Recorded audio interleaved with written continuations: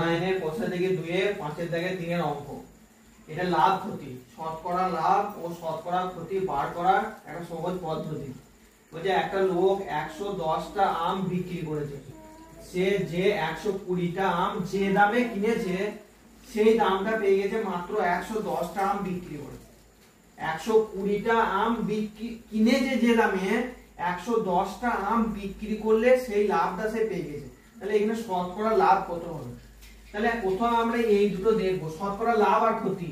এইটা যদি হয়, আবার অনুরূপভাবে হয় যদি শতকরা ক্ষতি, তাহলে তার যদি বিক্রি দামটা কম হয়ে যায়, বিক্রি দামটা যেরকম এইটা যদি এইটা থাকতো, এটা যদি এরকম উল্টো থাকতো, তাহলে শতকরা ক্ষতি হতো।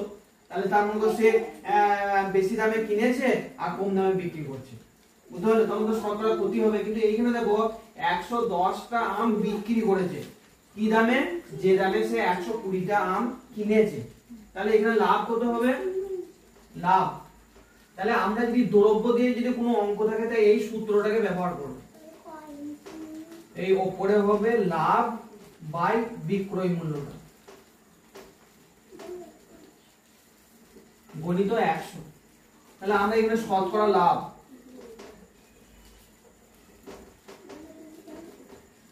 দেখো লাভ পেয়েছে কটা?